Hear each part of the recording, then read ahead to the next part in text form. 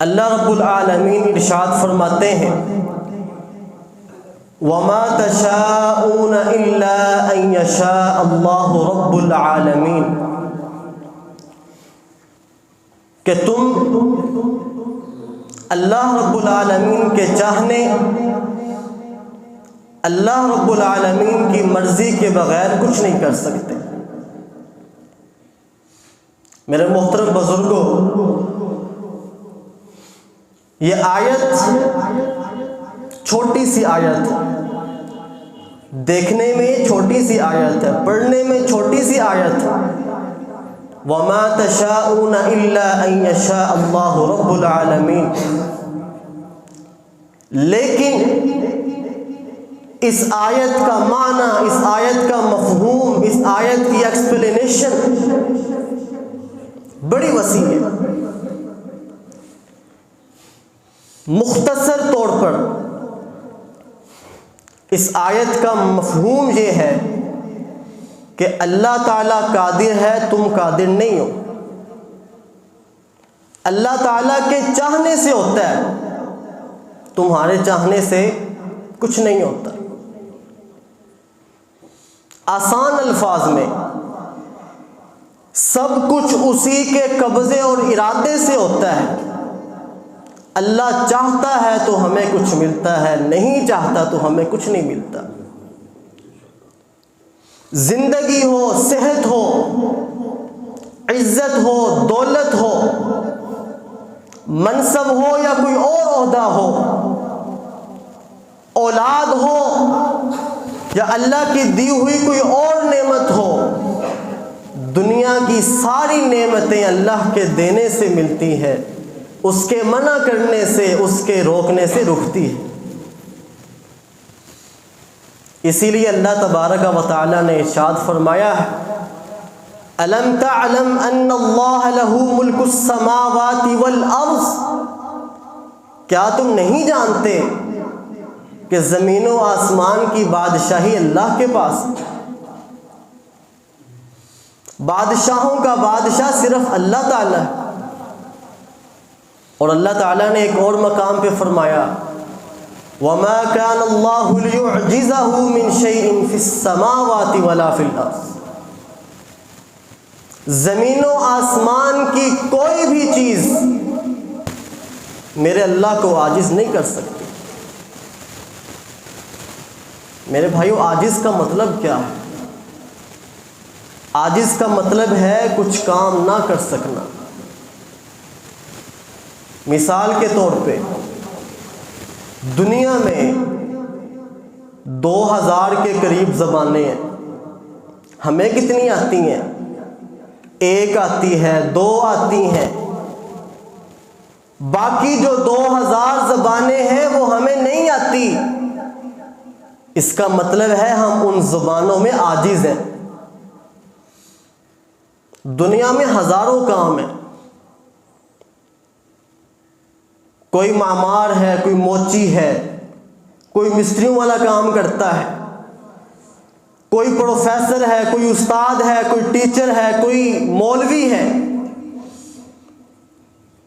ہر انسان کے اندر ساری خوبیاں نہیں ہیں، اس کا مطلب ہے انسان باقی تمام خوبیوں میں عاجز ہے۔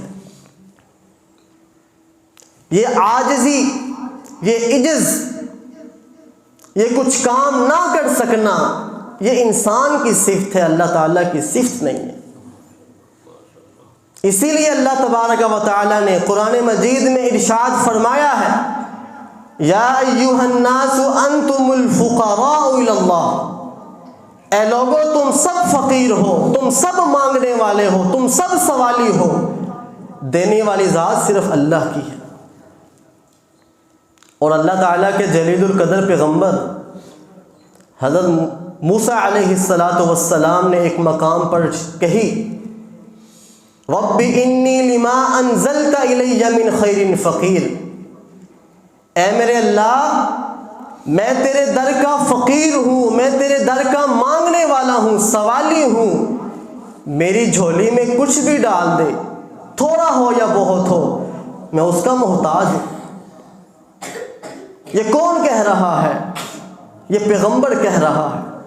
کہ اے اللہ میں تیرے در کا فقیر ہوں، سوالی ہوں، میں خود دینے والا نہیں ہوں، میں نبی ہوں لیکن دینے والا نہیں ہوں، دینے والی ذات اے اللہ صرف تیری ہے۔ اور افضل الرسل، خاتم الرسل، امام الانبیاء حضرت محمد رسول اللہ صلی اللہ علیہ وسلم نے غزوہ بدر کے مقام پر ارشاد فرمائی، اللہم الیک اشکو ضعف قوتی، اے میرے اللہ میں کمزور ہوں، میرے اندر کمزوری ہے، میرے اندر طاقت نہیں ہے، طاقت والا تو ہے، میرے پاس قوت نہیں ہے، قوت والا تو ہے، اے اللہ میں اپنی کمزوری کو تیرے سامنے رکھتا ہوں۔ یہ کون کہہ رہا ہے؟ یہ امام الانبیاء ارشاد فرما رہے ہیں، اے اللہ میں اپنی کمزوری کو تیرے سامنے رکھتا ہوں، میں طاقتور نہیں ہوں، طاقتور صرف تو ہے۔ اسی لیے اللہ تعالیٰ نے فرمایا ہے، حدیث قدسی ہے، فرمایا کلکم فقیر الا من اغنیت، اے لوگو تم سب فقیر ہو، غنی وہ ہے، پیسے والا وہ ہے، دولت والا وہ ہے جس کو اللہ غنی کر دے، جس کو اللہ پیسے دے دے۔ اور حدیث کے آگے الفاظ ہیں وَلَوْ أَنَّ حَيَّكُمْ وَمَيِّتَكُمْ وَأَوَّلَكُمْ وَآخِرَكُمْ وَرَطْبَكُمْ وَيَابِسَكُمْ، کہ جب سے کائنات بنی ہے، حضرت آدم علیہ السلام سے لے کر قیامت تک جتنے بھی انسانوں نے پیدا ہونا ہے، اللہ فرماتے ہیں اجتمعوا، سارے لوگ ایک جگہ اکٹھے ہو جائیں، ایک میدان میں اکٹھے ہو جائیں، فَسَأَلَ كُلُّ سَائِلٍ مِّنْهُ، تم میں سے ہر ایک مانگے، جتنا اللہ سے مانگ سکتا ہے اللہ سے مانگے، میں ہر ایک کو دوں گا۔ اور آگے فرمایا مَا نَقَصَ ذَلِكَ مِن مُلْكِ شَيْئًا، سب کو دینے کے بعد، ساری دنیا کو دینے کے بعد میرے خزانے میں ذرہ برابر کمی نہیں آئی۔ ہمارے ہاں کیا ہے؟ مثال کے طور پر میرے پاس 100 روپے ہیں، 100 روپے میں سے 1 روپیہ نکال دوں میرے خزانے میں کمی آ گئی، لیکن میرا اللہ فرماتا ہے کہ ساری دنیا کے لوگ اکٹھے ہو جائیں، سب کو دینے کے بعد بھی میرے خزانے میں ذرہ برابر کمی نہیں آئے گی۔ اس کی وجہ کیا ہے؟ اللہ نے خود ہی ارشاد فرما دی، فرمایا ذَلِكَ بِأَنِّي جَوَّادٌ مَاجِدٌ، میں وہ سخی اور دینے والا ہوں جس جیسا کوئی دینے والا نہیں۔ میرے بھائیوں کیا وجہ ہے؟ اللہ تعالیٰ کو ہمیں کچھ لا کر دینے کے لیے کہیں سے کچھ کمانا نہیں پڑتا۔ یہ نہیں کہ اللہ تعالیٰ کہیں پہلے میں فیکٹریاں چلاؤں، پہلے میں زمینوں کو بناؤں، وہاں سے کچھ ملے گا تو میں کچھ دوں گا، نہیں۔ کیا وجہ ہے؟ اللہ فرماتے ہیں اذا اردت شیئا ان یقول له کن فیکون، اللہ تعالیٰ جب کسی کام کا ارادہ کر لیتے ہیں صرف کن کہتے ہیں اور وہ کام ہو جاتا ہے۔ ایک دفعہ کن کہنے سے سب کو مل جاتا ہے۔ اور اسی طرح عطا کرنے کی طرح مصیبتوں کو دور کرنا بھی اللہ کے ہاتھ میں ہے۔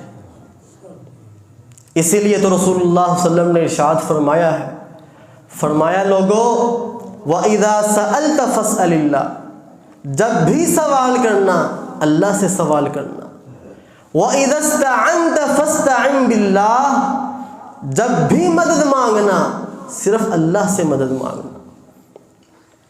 میرے محترم بھائیوں، لوگ شرک کیوں کرتے ہیں؟ لوگ اللہ کے علاوہ دوسروں کو کیوں پکارتے ہیں؟ اس کی وجہ کیا ہے؟ لوگ اپنے پیروں سے، اپنے مولویوں سے، اپنے استادوں سے محبت کرتے ہیں، اور محبت میں اتنا آگے بڑھ جاتے ہیں کہ اپنے استادوں کو، اپنے مولویوں کو اللہ کی جگہ دے دیتے ہیں۔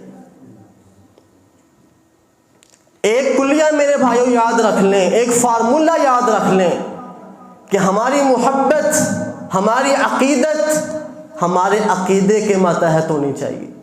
ہمارا عقیدہ کیا ہے؟ ہمارا عقیدہ یہ ہے کہ اللہ تعالیٰ ایک ہے، اللہ تعالیٰ کے سوا کوئی عبادت کے لائق نہیں ہے، رازق وہ ہے، داتا وہ ہے، دستگیر وہ ہے، غوث اعظم وہ ہے۔ یہ ہمارا عقیدہ ہے۔ ہم جس سے محبت کریں، ہم جس سے پیار کریں، ہماری جس سے عقیدت ہو، ہماری وہ عقیدت ہمارے عقیدے کے ماتحت ہونی چاہیے۔ ہمارا ایمان ہے، ہمارا عقیدہ ہے کہ صحابہ کرام رضوان اللہ علیہم اجمعین رسول اللہ صلی اللہ علیہ وسلم کے ساتھ سب سے زیادہ محبت کرتے تھے، اور آپ صلی اللہ علیہ وسلم کے زمانے میں بھی، آپ صلی اللہ علیہ وسلم کی زندگی میں بھی کچھ صحابہ کرام محبت میں، عقیدت میں اتنا آگے بڑھ گئے، یہ کہنے لگ گئے ما شاء اللہ و ما شاء محمد، جو اللہ چاہے وہ ہوتا ہے اور جو ہمارے رسول چاہیں وہ ہوتا ہے۔ رسول اللہ صلی اللہ علیہ وسلم کے زمانے میں یہ بات، یہ علم میں یہ بات آئی کہ کچھ صحابہ کرام میری علم و اجازت کے بغیر یہ کہنے لگ گئے ما شاء اللہ و ما شاء محمد، کہ جو اللہ چاہے وہ ہوتا ہے، جو رسول چاہے وہ ہوتا ہے۔ رسول اللہ صلی اللہ علیہ وسلم نے سختی کے ساتھ اعلان کیا اور فرمایا کہ اب تک کوئی شخص میری علم و اجازت کے بغیر یہ کہتا رہا ہے ما شاء اللہ و ما شاء محمد، آج کے بعد صرف ما شاء اللہ کہو، ما شاء محمد نہیں کہنا۔ میرے بھائیوں، ما شاء اللہ کا مطلب کیا ہے؟ کسی نے اچھے کپڑے پہن لیے ہم کہتے ہیں ماشاء اللہ، کسی نے اچھا گھر بنا لیا ہم کہتے ہیں ماشاء اللہ، کسی نے اچھے جوتے پہن لیے ہم کہتے ہیں ماشاء اللہ، کسی نے اچھی گاڑی لے لی، اللہ نے کسی کو اولاد سے نوازا، ہم کہتے ہیں ماشاء اللہ۔ ماشاء اللہ کا مطلب کیا ہے؟ ماشاء اللہ کا مطلب یہ ہے کہ یہ جو تم نے اچھے کپڑے پہنے ہیں یہ تمہارا کمال نہیں ہے، یہ اللہ کی توفیق سے پہنے۔ یہ تم نے اچھی گاڑی لی ہوئی ہے یہ تمہارا کمال نہیں ہے۔ ماشاء اللہ کا مطلب یہ ہے کہ یہ اللہ کی توفیق سے تم نے گاڑی لی، اللہ نے تمہیں بیٹے سے نوازا ہے، ماشاء اللہ۔ ماشاء اللہ کا مطلب یہ ہے کہ تمہارا کمال نہیں ہے، کمال صرف اللہ کا ہے۔ اللہ چاہتے تو تمہیں بیٹا نہ ملتا، یہ اللہ کی مرضی سے تمہیں بیٹا ہوگا، اللہ کی مرضی سے تم نے اچھے کپڑے پہنے، اللہ کی مرضی سے تم نے اچھے جوتے پہنے، اللہ کی مرضی سے، اللہ کے چاہنے سے تم نے اچھا گھر بنایا۔ یہ مطلب ہے ماشاءاللہ۔ اور میرے محترم بھائیوں اور بزرگوں، میرا اللہ اتنا قادر اور اتنا بے نیاز ہے کہ اگر ماننے پہ آ جائے کسی کی بھی مان لے، اور اگر نہ ماننے پہ آئے تو بڑوں بڑوں کی نہ مانے۔ حضرت ابو ہریرہ رضی اللہ تعالی عنہ جلیل القدر صحابی ہیں، سب سے زیادہ حدیثیں لکھنے والے ہیں۔ ان کی ماں مسلمان نہیں تھی، ان کی والدہ ماجدہ مسلمان نہیں تھی، بڑے پریشان تھے کہ ایک تو مسلمان نہیں ہے، اور دوسرا دکھ سب سے زیادہ اس بات کا تھا کہ ایک تو مسلمان نہیں ہے اور دوسرا اسلام کو گالیاں نکالتی ہیں، میرے نبی حضرت محمد رسول اللہ صلی اللہ علیہ وسلم کو گالیاں نکالتی ہیں۔ بڑے پریشان تھے، آپ وسلم کے پاس جاتے ہیں، اے اللہ کے رسول صلی اللہ علیہ وسلم، میری والدہ مسلمان نہیں ہے، اور دکھ اس بات کا ہے، افسوس اس بات کا ہے کہ وہ اسلام کو، مسلمانوں کو اور مسلمانوں کے امام حضرت محمد رسول اللہ کو گالیاں نکالتی ہیں۔ اے اللہ کے رسول، دعا کر دیجئے کہ میری والدہ ماجدہ مسلمان ہو جائے۔ آپ صلی اللہ علیہ وسلم نے فوراً دعا کی، اللہم اہدی ام ابی ہریرہ، اے اللہ ابو ہریرہ کی والدہ ماجدہ کو ہدایت دے۔ دعا کروا کے حضرت ابو ہریرہ رضی اللہ تعالیٰ عنہ گھر واپس لوٹتے ہیں، کیا دیکھتے ہیں کہ ماں کا ذہن تبدیل ہو چکا ہے، ماں کے ذہن میں انقلاب آ چکا ہے، وہ ماں جو گالیاں نکالتی ہے، اسلام کو گالیاں نکالتی ہے، مسلمانوں کو گالیاں نکالتی ہے، حضرت محمد رسول اللہ صلی اللہ علیہ وسلم کو نعوذ باللہ گالیاں نکالتی ہے، اس کا ذہن تبدیل ہو گیا، کہنے لگی بیٹا مجھے اپنے پیغمبر کے پاس لے چلو، میں کلمہ پڑھنا چاہتی ہوں، مسلمان ہونا چاہتی ہوں۔ دعا فوراً قبول ہوئی۔ لیکن میرے محترم بھائیوں، رسول اللہ صلی اللہ علیہ وسلم نے شاید اس سے زیادہ دل سوزی کے ساتھ، اس سے زیادہ خشوع و خضوع کے ساتھ اپنے چچا ابو طالب کے لیے بھی دعا کی تھی۔ اور وہ چچا جس کو آپ صلی اللہ علیہ وسلم کے ساتھ بڑی محبت تھی، آپ کو بھی ان کے ساتھ بڑی محبت تھی، اور محبت کیوں نہ ہو کہ جب آپ صلی اللہ علیہ وسلم اس دنیا میں تشریف لائے، آپ صلی اللہ علیہ وسلم کے والد ماجد فوت ہو چکے تھے، 6 سال عمر ہوئی، والدہ بھی فوت ہو گئی، بی بی آمنہ بھی وفات پا چکی، 10 سال کی عمر کو پہنچے، دادا بھی فوت ہو گیا، اس کے بعد پرورش کس نے کی؟ چچا ابو طالب نے کی۔ آپ صلی اللہ علیہ وسلم اپنے چچا کو والد کی جگہ دیا کرتے تھے، اور آپ صلی اللہ علیہ وسلم کی شادی حضرت خدیجہ رضی اللہ تعالی عنہا کے ساتھ چچا ابو طالب نے کی، بڑی محبت تھی، اور آپ صلی اللہ علیہ وسلم اپنے چچا ابو طالب کے لیے بڑی دعا کیا کرتے تھے، اے اللہ میرے چچا کو ہدایت دے۔ چچا جب فوت ہونے لگا، رسول اللہ صلی اللہ علیہ وسلم نے اپنے چچا کو کہا یا عمی قل لا الہ الا اللہ احاج لک بہا عند اللہ، اے میرے چچا جان میرے کان میں کلمہ کہہ دیں، میں قیامت والا دن تیرا سفارشی بن جاؤں گا۔ لیکن چچا نے کلمہ نہیں پڑھا، چچا نے کہا لوگ کیا کہیں گے کہ مرتے ہوئے موت سے ڈر گئے، کلمہ نہیں پڑھا۔ میرے محترم بھائیو، وہی دعا جو رسول اللہ صلی اللہ علیہ وسلم نے ابو ہریرہ کی والدہ کے لیے کی، وہ دعا فوراً قبول ہوئی، لیکن وہی دعا بہت زیادہ دل سوزی کے ساتھ، بہت زیادہ خشوع و خضوع کے ساتھ، اور بار بار کہنے پر بھی اپنے چچا ابو طالب کے لیے بھی کی، لیکن اللہ تعالیٰ نے نہیں مانی، اور اللہ تعالیٰ نے فرما دیا اِنَّكَ لَا تَهْدِي مَنْ أَحْبَبْتَ وَلَكِنَّ اللَّهَ يَهْدِي مَنْ يَشَاءُ۔ اے محمد صلی اللہ علیہ وسلم، یہ نہیں ہو سکتا جس کو آپ چاہیں ہدایت مل جائے، ہدایت اس کو ملے گی جس کو اللہ چاہے،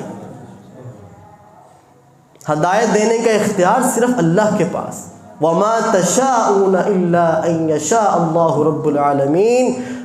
اللہ تعالیٰ کے چاہنے سے ہوتا ہے، اللہ تعالیٰ کی مرضی سے ہوتا ہے، تم اللہ رب العالمین کے چاہنے، اللہ رب العالمین کی مرضی کے بغیر کچھ نہیں کر سکتے۔